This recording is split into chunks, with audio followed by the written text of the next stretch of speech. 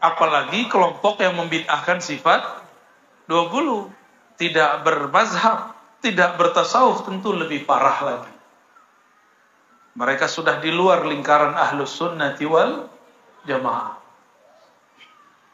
Kenapa kita kemudian mempertanyakan itu? Karena tidak sedikit orang bertanya, benarkah akidah Asy'ariyah itu sifat 20 itu ahlus sunnah? Benarkah bermazhab itu ahlus sunnah? Benarkah bertarekat sufi itu ahlus sunnah?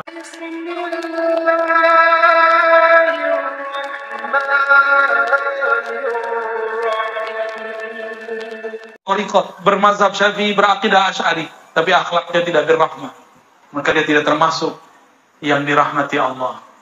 Dia ahlus sunnah baru kulitnya, belum ahlus sunnah sampai kepada akar-akarnya. Baru beda politik, serang orang. Baru beda mazhab, langsung kata-katai orang. Nanti akan begitu. Jika itu terjadi, pastikan dia baru ahlus sunnah zahirnya, belum ahlus sunnah akhlaknya. Ya. Apalagi kelompok yang membid'ahkan sifat 20. Tidak bermazhab, tidak bertasawuf, tentu lebih parah lagi. Mereka sudah di luar lingkaran ahlus sunnati wal jamaah. Kenapa kita kemudian mempertanyakan itu? Karena tidak sedikit orang bertanya, benarkah akidah Asy'ariyah itu sifat 20 itu ahlus sunnah? Benarkah bermazhab itu ahlus sunnah? Benarkah bertarekat sufi itu ahlus sunnah? Banyak orang bertanya.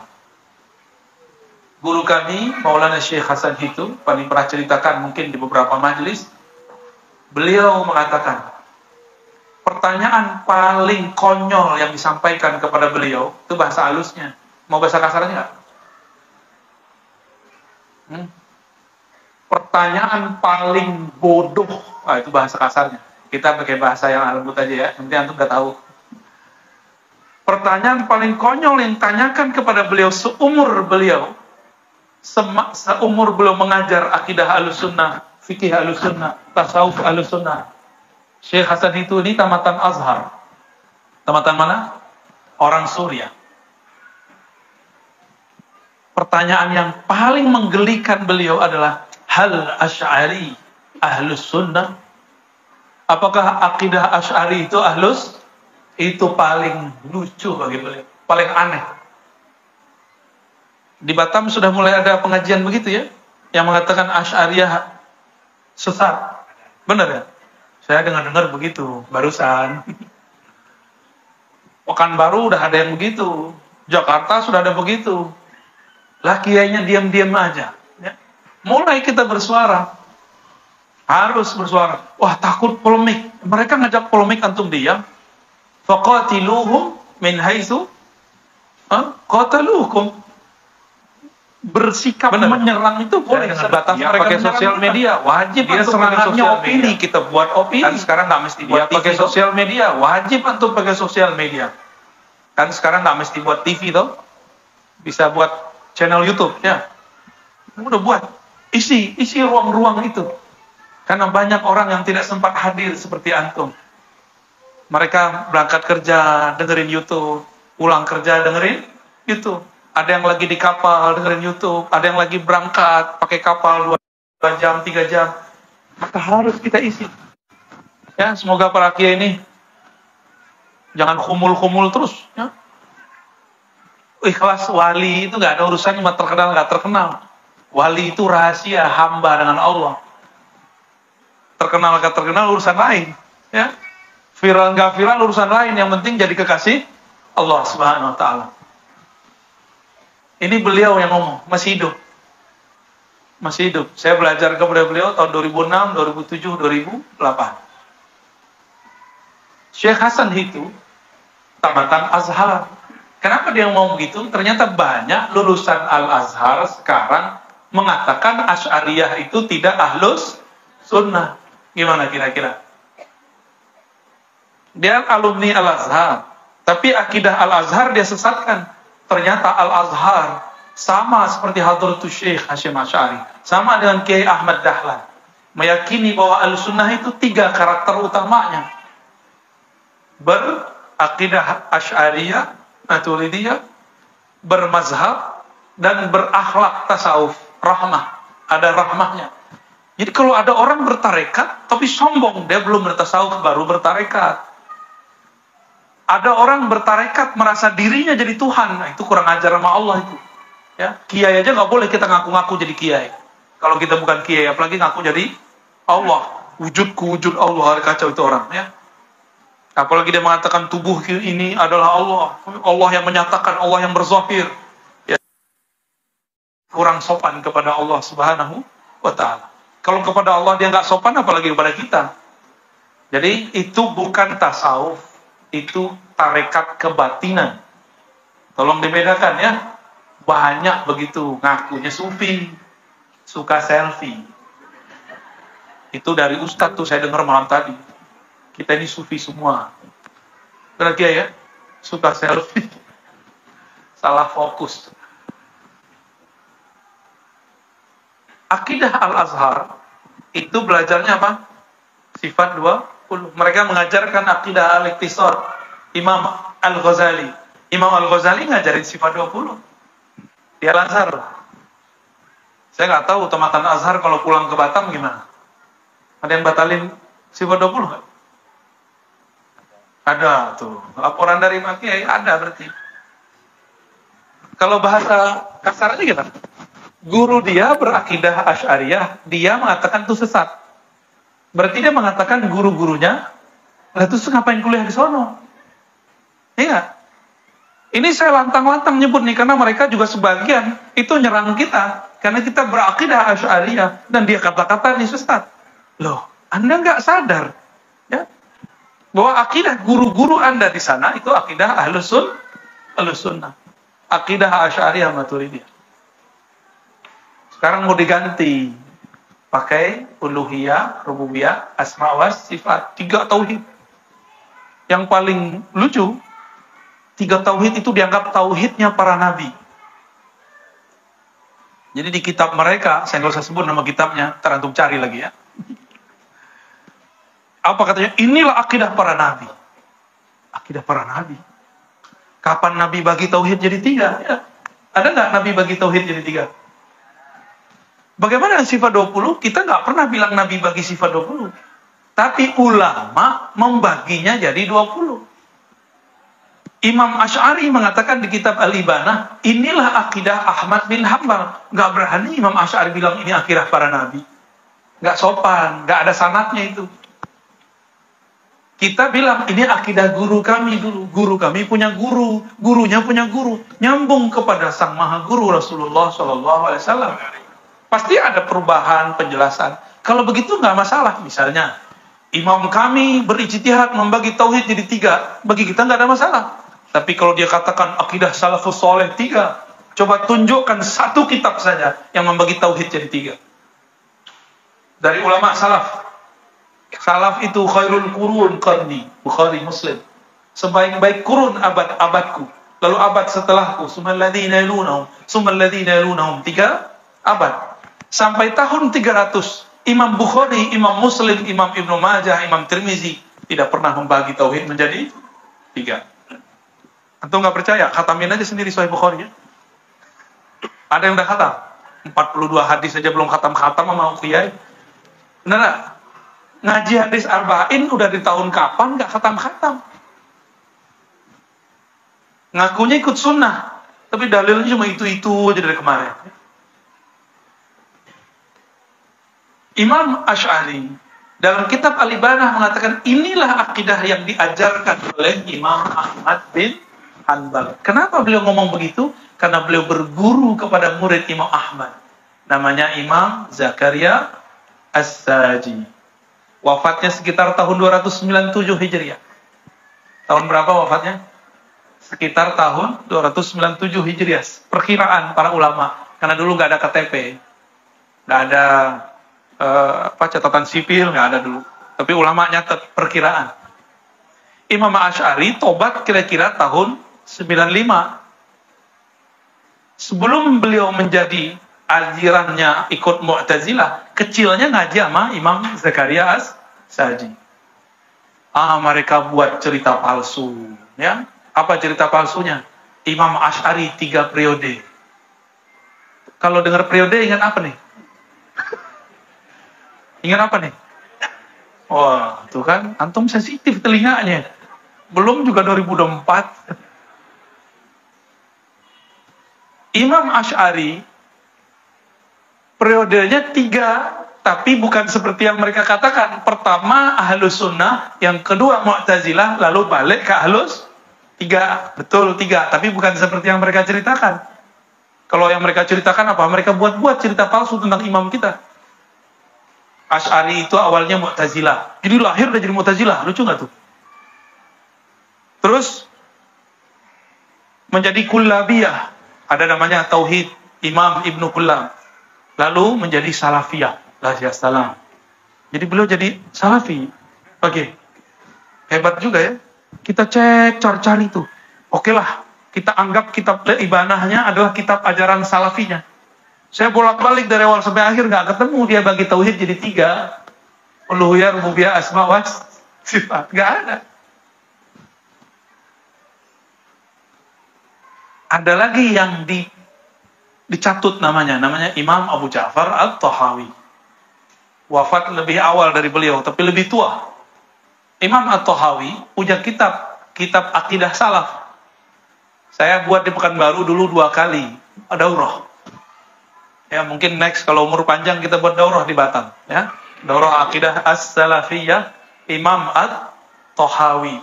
Lebih tua, lahirnya sebelum tahun 40. 240 sebelum itu. Imam Asy'ari sekitar 255 atau 260. Lebih tua kan Imam Tahawi? Imam Tahawi wafatnya lebih awal juga, sekitar 321 Hijriah. Pusing nggak denger angka dari tadi? Itu Imam Tahawi nulis tentang sifat-sifat Allah. Pas kita hitungnya jumlahnya nggak jauh beda. 13 sifat ma'aninya kalau dihitung secara terpisah jadi 7. Sama. Digabung ya jadi 20 juga. Cuma terpisah-pisah disebutnya. Karena di zaman itu belum ada cara merumus-rumuskan. Rumusan-rumusan itu dari ulama. Imam Abu Ja'far Tahawi pun dianggap menyimpang oleh mereka. Karena Imam Abu Ja'far Tahawi meyakini Allah tidak bertempat. Tidak berada di satu arah. Nih saya mau tanya. Kalau sesuatu itu tidak bertempat, ada nggak?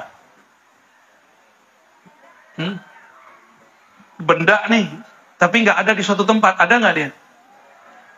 Hah? Gimana? Mereka kan mengharapkan filsafat, ya. Saya kan udah lama nggak pakai filsafat. Yang saya pakai Quran, Sunnah, Hadis, Ijma', Qiyas, kalam-kalam ulama. Tapi mereka pakai filsafat, katanya filsafat haram. Apa kata mereka? Kullu mawjud mutahayyiz. Tahu nggak terjemahannya? Setiap yang ada mesti bertempat. Allah itu ada, pasti di satu tempat. Itu rumusan filsafat, tapi dia salah. Ya, muqaddimahnya salah. Katanya ilmu mantik haram. Itu kan mantik itu. Kullu mawjud. Dia harus ganti kullu mawjudnya. Kullu jismin. Setiap benda bertempat. Bukan setiap berwujud itu ada tempat. Karena wujud itu terbagi 2. Ada wujud benda, ada yang bukan benda. Ada wujud yang dicipta, ada wujud yang mencipta. Wujud yang dicipta, makhluk. Wujud yang mencipta, wujud yang dicipta, benda. Yang mencipta, Allah. Setiap benda mesti bertempat. Coba, yang di atas benda bukan? Benda hidup ya? Apa benda mati? Yang di depan saya berada di depan, ya. Arah depan, belakang, kanan, kiri, atas, bawah, itu disebut bahasa Arabnya jihad. Apa artinya?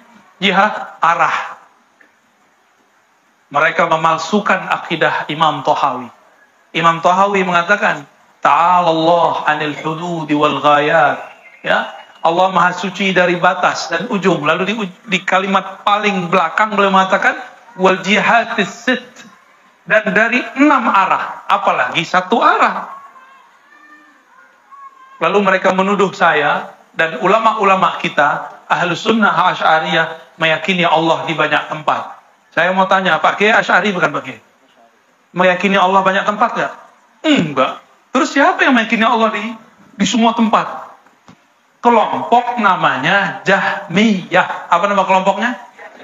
Ternyata mereka nggak bisa bedain Asy'ariyah dengan Jahmiyah. Jahmiyah itu kelompok yang meyakini Allah ada di semua tempat. Kalau kita enggak. Bagi kita, tempat itu bukan karakter yang layak bagi Allah. Oleh karena itu, tidak boleh meyakini bahwa Allah bertempat. Diyakini Allah bertempat, langsung rusak akidahnya. Tapi kalau meyakini rahmat Allah turun di satu tempat, boleh nggak? Boleh. Nah, ini beda tuh ya. Kata mereka, Imam Thahawi ini meyakini bahwa Allah bertempat di atas. Tapi teks dia nggak ngomong begitu. Dicari-carilah istilah. Ya, saya nggak usah sebutkan lah di sini ya. Zihni. Istilah filsafat semua itu. Jadi kalau ada kalimat, setiap yang ada mesti bertempat, salah atau benar? Setiap yang ada, yang mewujud, bertempat, benar nggak? Salah. Setiap benda bertempat, benar nggak? Allah benda? Allah wujud? Benar, Allah wujud. Wujudnya benda atau yang menciptakan benda? Maka yang menciptakan benda perlu nggak satu arah, satu tempat? Tolong bersihkan akidah kita. Allah nggak perlu disucikan. Pikiran kita yang perlu kata si Ustadz, anak saya sekian, saya tanya, Tuhan di mana? Allah di mana? Aina Allah, bocah. Jawab si bocah-bocah gimana? Aneh mau tanya mantum, kalau kita punya masalah nih, nanya sama anak kecil apa nanya sama ulama? Yang nanya sama anak kecil namanya apa? Jangan diterjemahin ya. Aneh cuma ngusap doang. Paham? Kalau persoalan fikih tidak ditanyakan ke anak kecil, persoalan akidah kok ditanyain ke bocah kecil, bro Ustadz. Oh, itu fitrah. Ya salam. Fitrah itu kalau dia sudah nonton TV, udah ketemu anak-anak, udah macam-macam, itu bukan fitrah. Yang fitrah itu Nabi Isa lahir langsung ngomong, itu fitrah. Juraij, ingat Juraij? Itu Nabi tapi bukan Rasul. Dituduh menggauli seorang perempuan, lalu beranak. Si perempuan ini dibayar orang. Tapi itu karena doa ibunya dulu. Maka terjadilah orang mencaci maki Juraij, diruntuhkan tempat suluknya. Lalu diusirlah beliau. Beliau gak terima. Coba, mana anaknya si perempuan mana? Datang dia ke anaknya. Dia gelitikin bawa keteknya. Bocah, digelitikin. Man abuka? Siapa bapakmu? Abi ra'il ghanam, bapakku tuh yang jaga, yang ngembala domba. Gimana tuh? Sahih Bukhari lah itu. Itu namanya fitrah. Kalau anak-anak udah main game, udah nonton, udah sekolah di mana, itu udah nggak fitrah lagi. Fitrah itu bawaan lahir.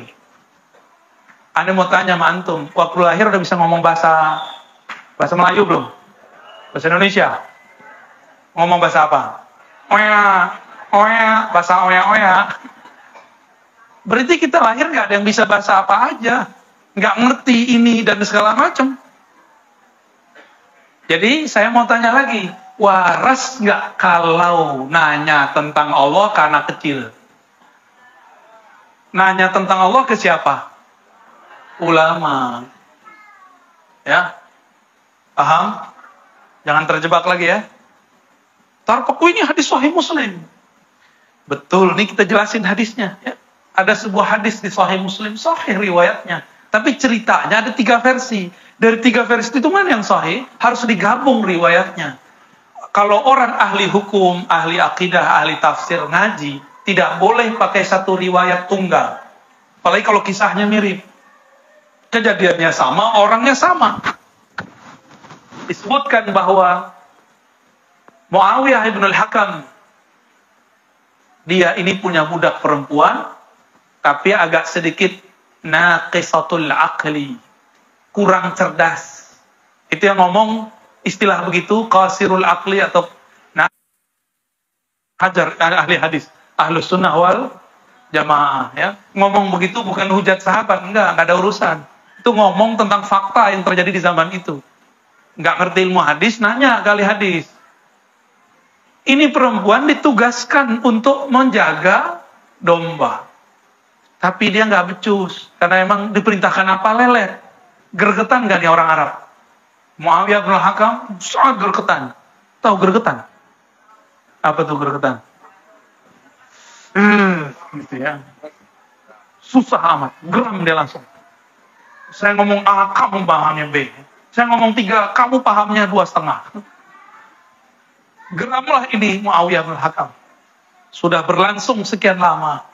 Maka dia datang ke Nabi Shallallahu Alaihi Wasallam. Wahai Rasulullah, in ra'aitaha mu'minatan fa'atiqaha. Jika engkau memandangnya beriman, maka aku akan merdekakan dia. Ada 3 versi. Versi pertama, Ainallah. Di mana? Allah. Jawaban dia apa? Fis sama. Di atas bilang itu. Ada Allah nggak di atas?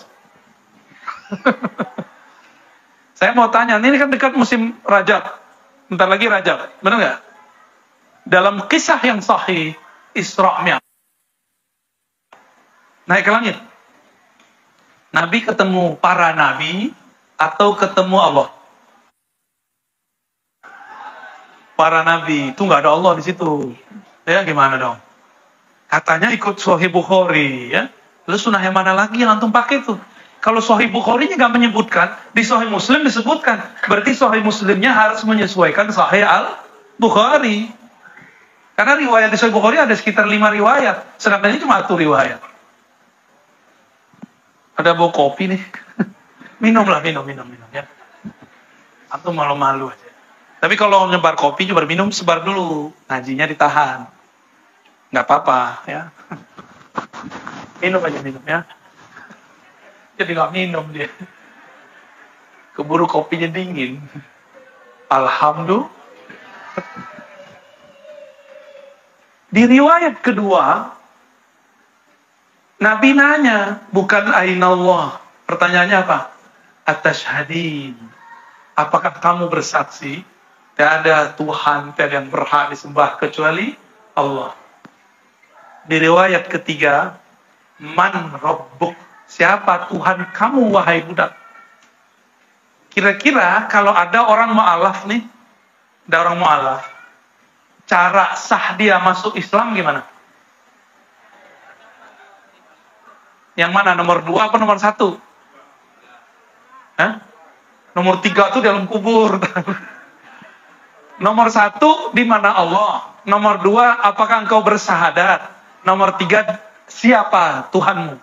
Yang mana? Kalau kita prosesi mu'alaf di mana? Nomor 2. Tapi sekarang oleh dia, kelompok dia, syarat seorang ahlu sunnah itu, akidahnya benar itu, di mana? Allah. Menyimpang nggak tuh? Katanya ikut sunnah. Ada 3 hadis kok, yang 2 lagi dicuekin. Yang satunya dipakai. Hadis itu yubayyin ba'duha ba'dan. Dia menjelaskan satu sama lain. Karena rawi periwayatnya, dia informan, dia pembawa berita. Kita nggak ngerti sama pembawa berita ini, ya dengerin berita yang lain. Nggak cocok sama TV A, dengerin TV B. Nggak cocok sama channel A, dengerin channel B. Biasa kan begitu. Pokoknya nggak boleh, harus ini. Ada juga di riwayat Imam Malik, ya. Ada beberapa riwayat. Lah, datang juga. Ini gak ada racunnya kan? Tadi yang marah tuh, yang gak jadi minum tuh. Taib. Dari tadi harum aja dapatnya. Baru muncul ya. Taib. Ini masih panas pagi. Coba dulu bismillah. Ini kopi benar ini.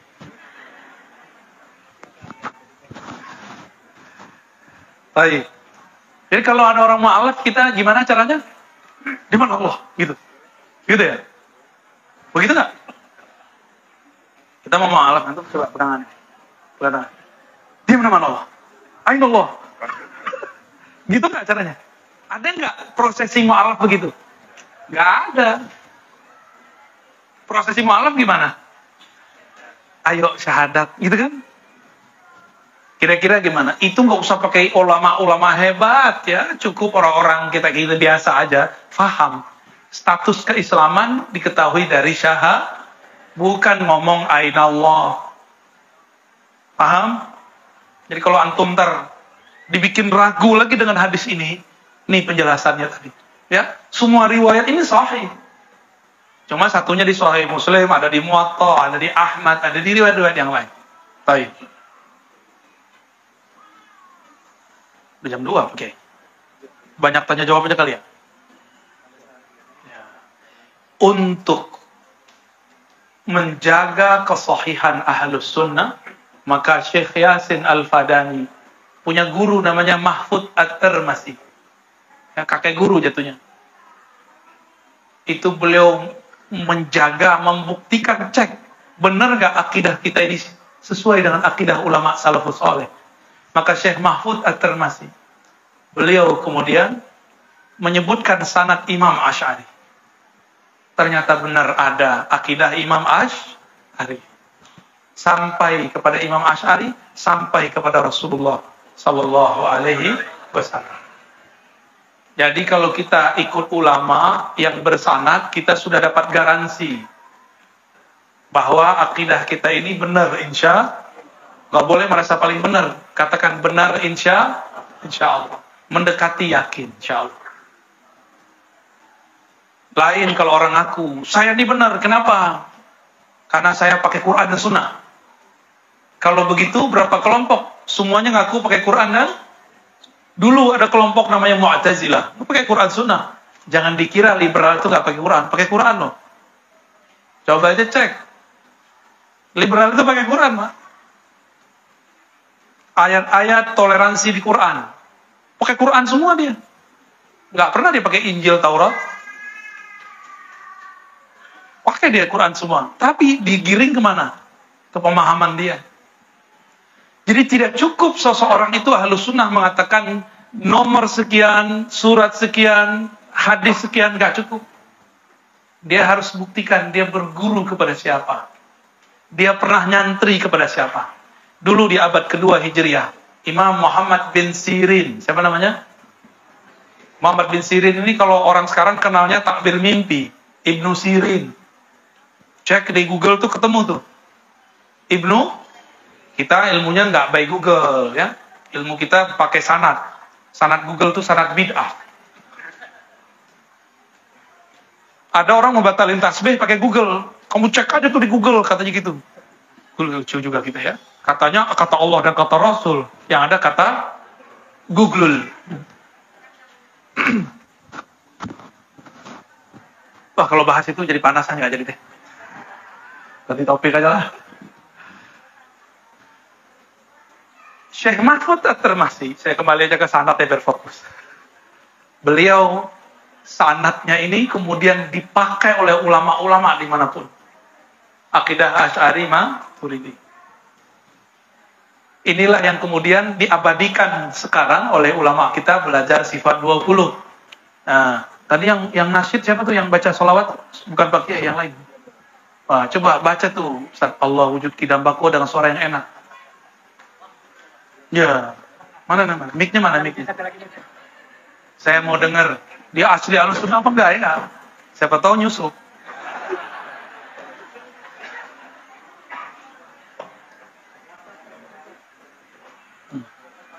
Iya, nggak hafal saya copot tuh kopiannya.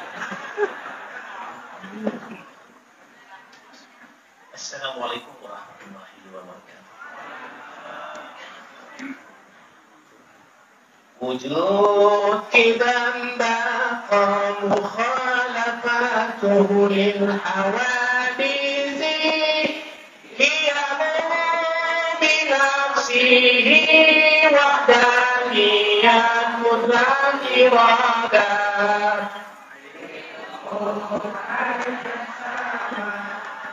sakalam qadirun muridun alimun hayyun sami'un basirun mutakallimun. Hampir kecopot.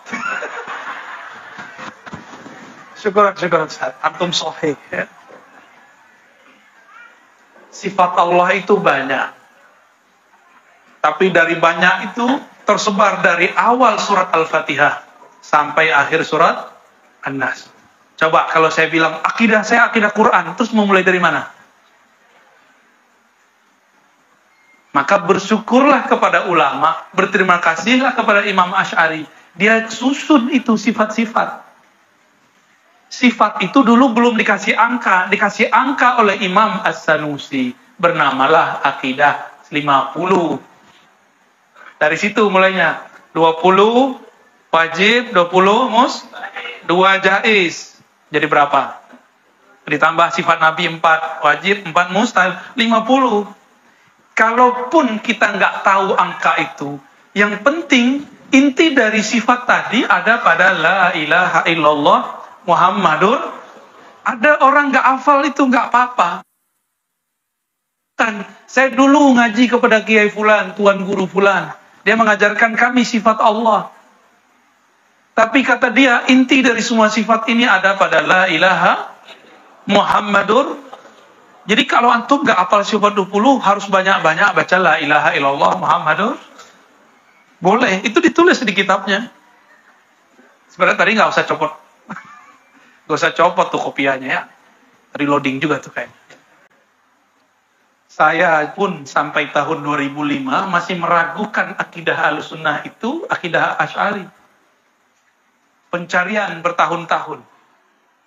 Sampai ketemu Syekh Hasan itu ngomong begitu. Nyindir kita. Nyindir saya.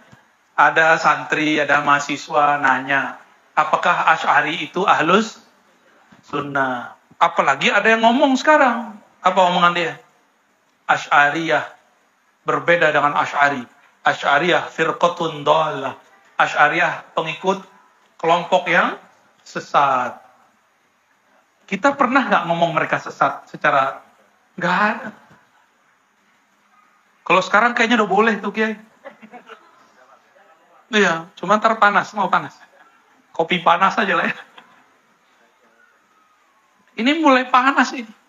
Dan saya kasih tahu para kiai, para jamaah, ini tidak akan berakhir. Ini akan terus menjadi. Berhenti di masjid ini, pindah ke masjid sana. Tutup radio A, ganti radio B. Tutup channel A, ganti channel B. Begitulah terus. Terus kita mau bilang, ngapainlah Ar-Razi ini?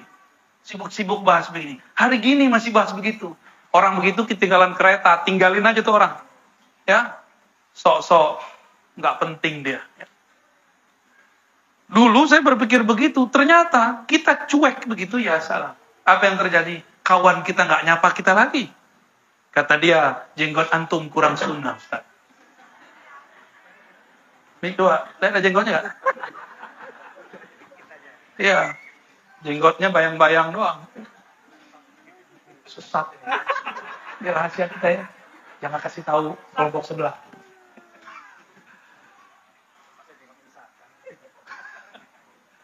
Wah, samping saya ada jenggotnya. Yang halus sunnah ini. Ntar pas imam, ini belepotan, ini bagus. Ternyata jenggot tidak menjamin hafalan.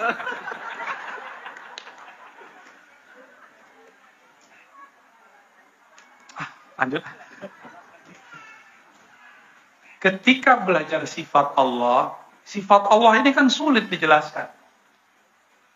Coba dari surat Al-Fatihah sifat apa yang bisa diambil? Coba siapa yang bisa jelasin? Yang bisa jelasin saya kasih nih sorban saya nih. Nih, mahal ini. Mahalnya nggak mahal. Mahal karena saya yang bawa. Ya, selain kiai nggak boleh jawab.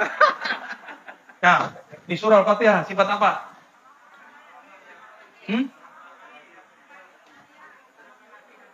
Itu sifat atau nama?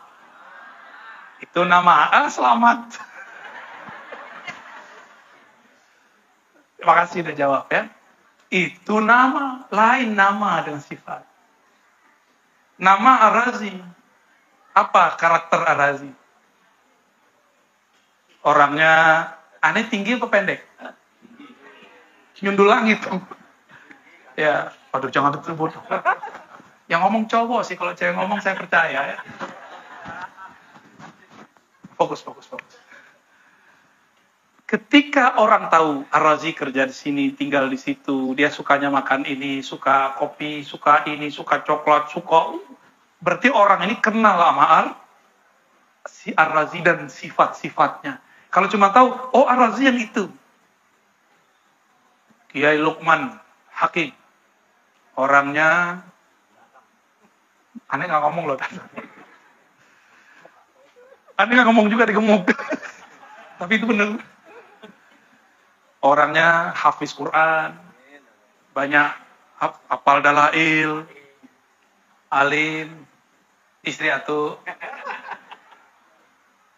tinggal di gang ini, gang itu, sukanya makan apa tak? Semuanya, babi juga. Kan semuanya. Yang halal ya. Ketika saya tahu beliau sukanya apa, berarti saya teman dekat beliau.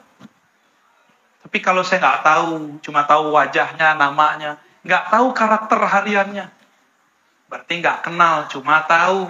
Itulah beda alim dan arif. Maka dalam Al-Quran, kata alim kaitannya akal. Gimana ayatnya, Ustaz?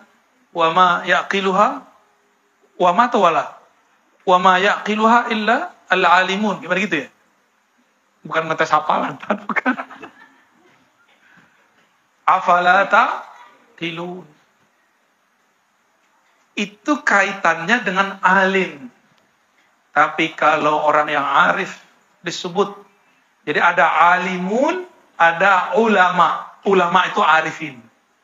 La innama yakhshallaha min ibadihil ulama. Surat Fatir ayat 28.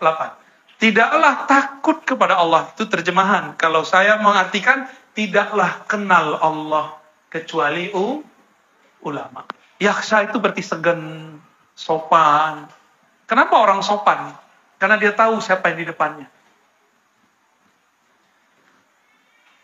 Maka belajar sifat Allah minimal 20 itu adalah langkah pertama menjadi alimun. Jadi apa? Kalau mau jadi ulama, arifin, harus belajar ilmu ma'rifatullah versi ulama aulia Allah. Ya cukup belajar sifat 20. Gitu ya. Mesti belajar teknik zikir. Mesti belajar nama-nama yang rahasia di balik nama yang ada. Sebenarnya di dalam Bismillahirrahmanirrahim itu ada nama Allah, ada sifat Allah wujud. Di mananya? Itu rahasia. Tar aja kita jelasin kan. Ada nama wujud di situ. Tapi yang ngerti ulama, ya. Bapak Ibu yang bukan Allah udah mau 2:30. Nah, ini pengantar aja. Kenapa kita belajar sifat 20? Dan itulah yang menjadi karakter utama manhum ahlus sunnah. Siapa yang ahlus sunnah? Itulah yang disebut oleh Nabi ketika ditanya, ya Rasulullah, ketika ada 73 golongan semuanya masuk neraka kecuali satu. Man hiya ya Rasulullah? Siapakah mereka wahai Rasulullah? Nabi menjawab, ma'ana alaihi washabi. Yang ikut ajaranku, yang ikut ajaran sahabatku. Imam Asy'ari sebelum wafat, dia mengatakan, aku berlepas diri dari mengkafirkan semua umat Islam. Kelompok yang cuma tawasulan aja dianggap syirik. Cuma maulidan aja dianggap sama dengan Nasrani. Cuma tabarruk dianggap syirik. Tahu tabarruk? Antum senang nggak bekas-bekas guru? Kurafat ya. Itu bagi mereka disebut syirik. Padahal itu kan ngambil berkah. Nih, kisah penutup mau saya sampaikan. Ketika di tahun ke-8 Hijriah, baginda Nabi Muhammad SAW masuk ke kota Mekah, futuh Mekah. Sampai di suatu kampung namanya Batha. Maka tertulislah dalam syair Batha, ya. Di situ disambut oleh para sahabat muda ataupun tua. Ada namanya Abu Juhaifah. Siapa namanya? Abu Juhaifah umurnya belum sampai 13 tahun saat itu. Ketika Nabi datang, tangan Nabi diperebutkan. Waktu itu belum ada algojo, itu belum ada nih. Ya, tetap dijaga oleh Umar Ali, tapi tidak Ya, karena emang Nabi saat itu mengizinkannya. Kalau sekarang lagi berbahaya, ya, lagi corona katanya, ya. Itu tangan Nabi diperebutkan oleh para sahabat. Kata Abu Juhaifah, aku pun kedapatan telapak tangannya Rasulullah. Aku usapkan ke pipiku. Sampai hari ini sejuknya masih terasa di pipiku. Itu Abu Juhaifah, riwayat Imam Bukhari. Mereka mengambil berkah dari tangan Rasulullah Sallallahu Alaihi Wasallam. Tapi saya mau kasih tahu, tangan saya banyak dosa, tidak banyak keberkahan. Nggak usah banyak-banyak dicium. Salam kalaupun sempat, kalau nggak apa-apa, yang penting ngaji, ya. Jadi nanti setelah ngaji nggak usah salaman. Antum kecewa nanti kalau tahu hakikat saya. Hakikat saya banyak dosa di sisi Allah Subhanahu Wa Taala. Kalau Rasulullah maksum, lu terjaga dari dosa. Maka satu tetes darah mengalir dari dirinya. Itu semuanya nur. Seingat saya namanya Jabir bin Samurah. Beliau diperintahkan Rasul menanam darah bekam Nabi Sallallahu Alaihi Wasallam. Nyampe di belakang rumah, udah digali. Terus dia mikir, Rasulullah kayaknya nggak ada yang sisa, nggak ada yang najis di badannya. Aku tanam di tempat yang orang nggak bisa tahu. Bismillah. Dimakan semua. Dulu kan kalau bekam nggak pakai tisu. Ini ada bekam nih sampai saya.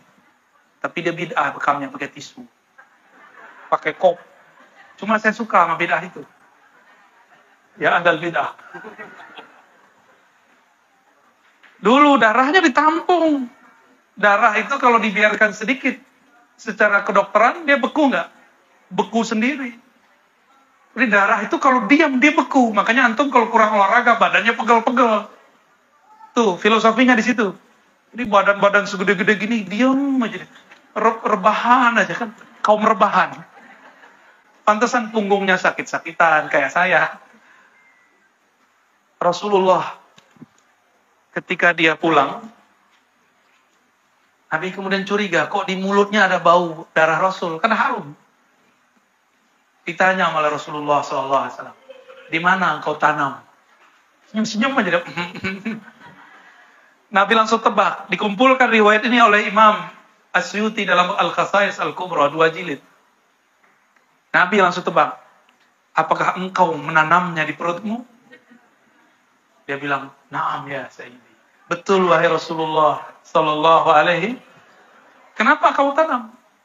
Ya, kan dirimu gak ada ya yang najis dari dirimu tidak ada wahai Rasulullah.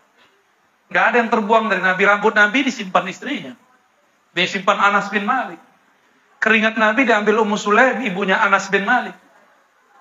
Apalagi baju Nabi berkeringat dikit diperebutkan sahabat Nabi. Nabi melangkah di mana, itu sahabat kemudian mencium tempat itu. Bahkan ngambil debu jadi gini. Nggak kedepatan Nabi pegang tangan, diambil bekas Nabi jalan. Antum jangan cobain sama kita ya. Kita bukan maksum, kita ini hamba Allah biasa. Kami punya dosa sama seperti jamaah semua. Ya. Jadi jangan terlalu berlebihan sama ustaz, sama kiai. Takzim, tapi jangan berlebihan. Cukup kepada Rasulullah Sallallahu Alaihi Wasallam. Gimana? Tanya jawab? Iya. Alhamdulillah, baik, terima kasih Allah Subhanahu wa Ta'ala, luar biasa pencerahan dari guru kita. Walaupun beliau sepertinya agak kurang sehat, ya. Kita doakan mudah-mudahan beliau sehat, mungkin hanya cuaca saja ya. Di Depok mungkin ya cuma 2 di sini asal batas. Ya, cocok mungkin di lidah. Baik. Bagi jamaahnya sudah menyiapkan pertanyaan, silakan serahkan ke kami, lalu dia dijawab oleh guru kita Buya Ar-Razi Hashim. Baik. Ini sudah ada yang masuk. Permohonan agar dapat ijazah salawat al-Fatih. Mau semua? Nanti teksnya minta ke Kiai Lukman ya. Biar beliau kesusahan ngurus antum. Beliau senang disusahin. Khidmah para kiai itu nggak pernah capek, walaupun kecapean. Lelah, tapi tidak pernah kelelahan. Sakit hati kalau ada orang su'ul adab, tapi tidak pernah memendam sakitnya. Mau tidur dilepas, bangun tidur hilang semua. Itulah para kekasih-kekasih Allah. Semoga guru-guru kita termasuk kekasih-kekasih Allah. Dengan ini, sebagaimana diijazahkan oleh masyayikh-masyayikh kita, dengan jalur Sidi Ahmad bin Idris Al-Idrisi, Sidi Ahmad Tijani, Sidi Muhammad bin Abdul Karim Samani, Ibrahim Al-Qurani Al-Kushasi, dari mereka semua yang bersambung kepada mereka, ajastukum salawat al-fatih. Al-Fatihah.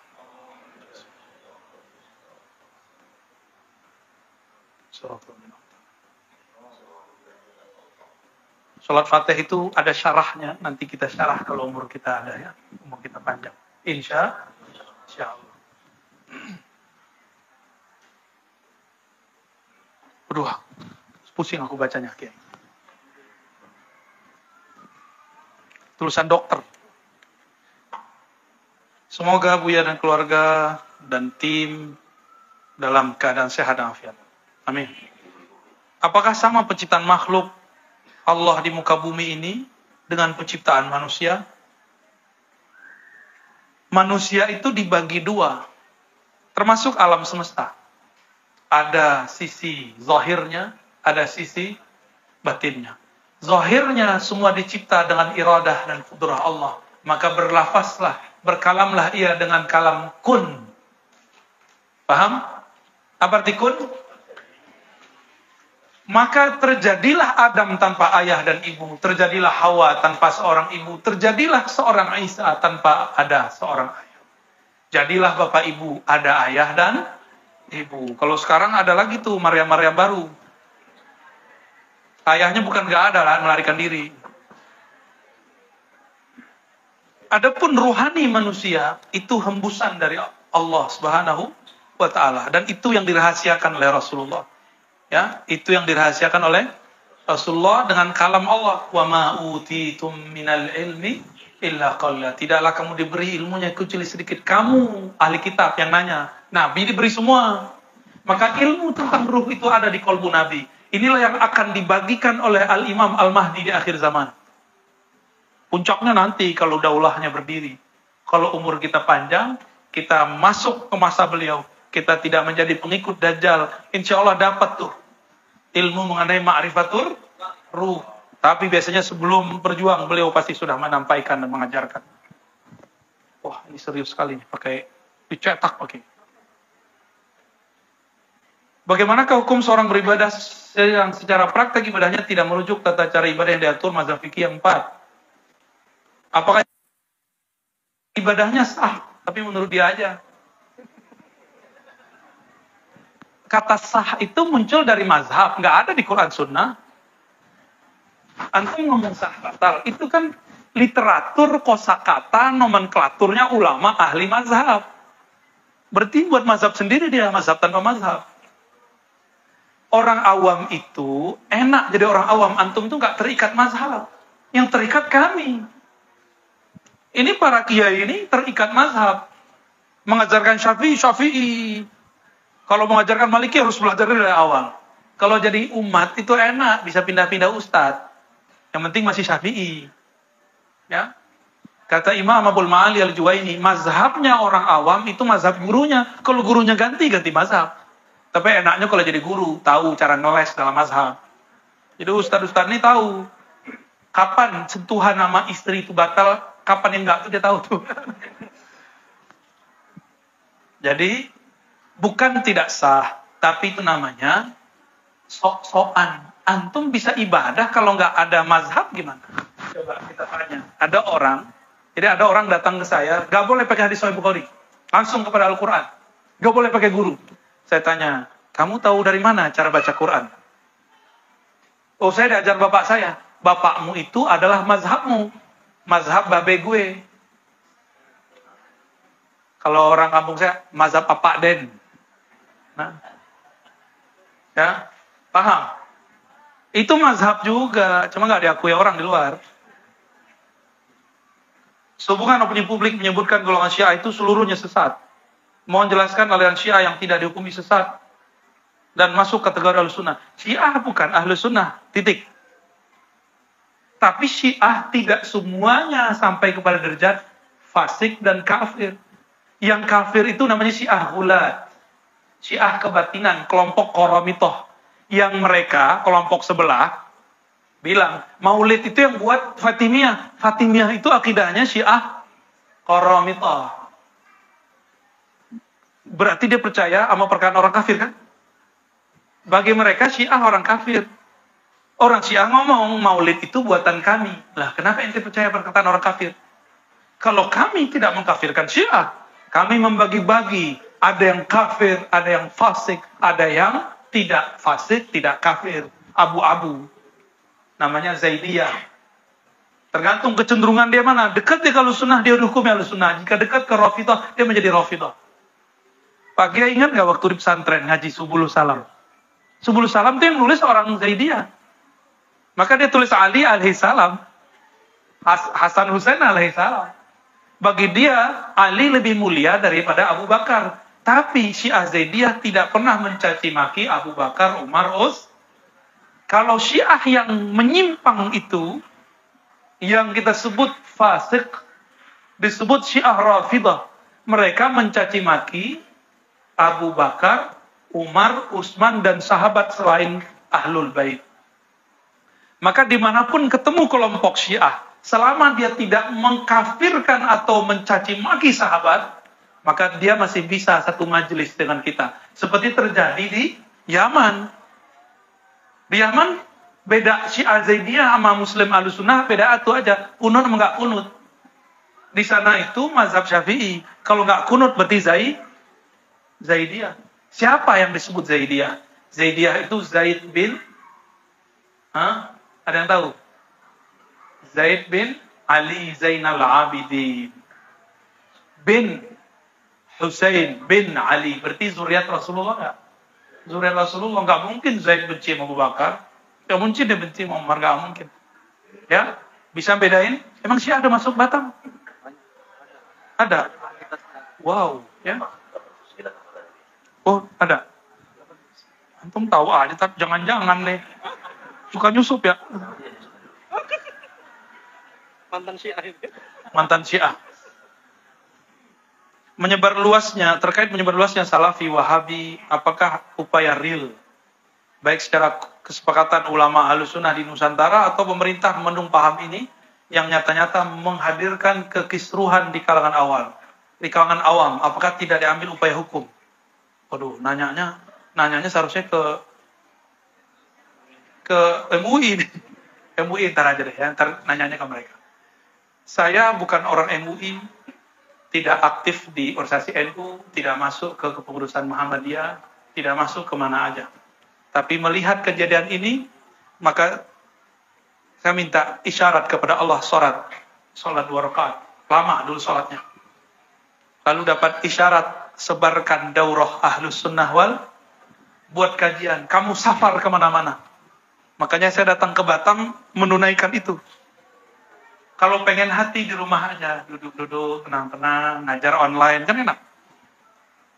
Tapi melihat ini terjadi di mana-mana, maka biiznillah saya ditemenin juga oleh kawan-kawan dari Jakarta, mereka siap membersamai. Dan di sini alhamdulillah Pak Kiai dan teman-teman tim juga siap membersamai. Semoga Bapak Ibu siap juga berjuang bersama-sama. Siap, ya. Kita siap-siap begitu bukan berarti kita mau perang sekarang, bukan. Siap-siap untuk mempertahankan akidah yang sudah kita terima dari masyayikh nyambung ke Rasulullah sallallahu alaihi wasallam. Ya. Pakai bahasa kampung, Cieleng. Tasawuf modern menurut Buya Hamka gimana? Maunya gimana? Saham pemikiran penonton dalam tulis sekarang. Buya Hamka itu nulis buku Tasawuf Modern, itu adalah kompilasi dari artikel yang ditulis di majalah. Masih ingat? Majalah apa namanya? Ada majalah tuh dulu bagus. Apa nama majalah? Ingat gak? Okay. Panjimas ya? Benar, ada Panjimas. Nah itu, dulu di Panjimas. Artikelnya dikumpulkan, ternyata isinya tentang ajaran Tazkiyatun Nas Imam Ghazali yang dibahasakan di tahun Buya Hamka nulis. Maka beliau kasih judul lah Tasawuf Modern. Tasawuf modern itu bukan ngomong-ngomong yang aneh-aneh itu. Zat aku, zat Allah, bukan. Bagi Buya Hamka, orang yang bertasawuf itu akhlaknya tambah baik. Itu versi Buya Hamka. Jadi kalau antum baca kitab tasawuf beliau, tasawuf modern, intinya ini. Beda dengan tasawuf modern, Profesor Nasaruddin Omar, itu berat lagi. Masuk jadi berat lagi. Bapak Ibu yang dimuliakan Allah, tasawuf itu dari dulu kurikulumnya selalu direvisi oleh para ulama. Tapi tujuannya nggak boleh direvisi. Apa tujuan bertasawuf? Ihsan, beribadah seakan memandang Allah Subhanahu wa Ta'ala. Untuk menghadirkan rasa itu, muncullah banyak teknik. Teknik itu dipatenkan dalam nama thariqah. Antum mau bisa bahasa, ya ikut kursus. Nah, kursus ihsan itu namanya tapi ada kan tempat kursus gagal, ada nggak? Ada. Nama kursusnya bagus, tapi guru ngajarnya kurang bagus, ada nggak? Sama, itu akan terjadi. Nama thariqahnya Naqsyabandiyah. Mursyidnya aneh, ngomong aneh-aneh. Itu nanti ketemu. Kalau itu terjadi, jangan salahkan thariqahnya. Tapi itu persoalan personal orangnya. Ya. Udah dulu pakai ya. Coba antum bacain ya.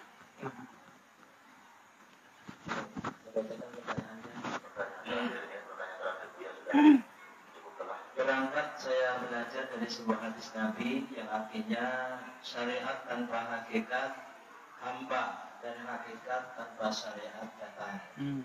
Siapa mengenal jidi, dia mengenal Allah, dan siapa mengenal Allah, dia akan binasa.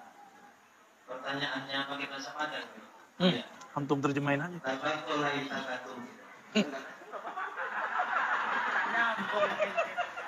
Tabaco lain takato, tidak.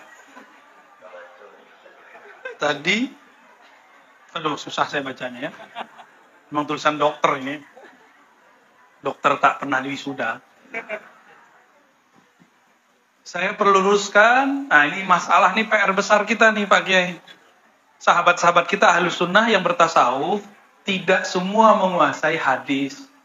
Sehingga tidak bisa membedakan antara hadis dengan bukan hadis. Ini PR kita nih.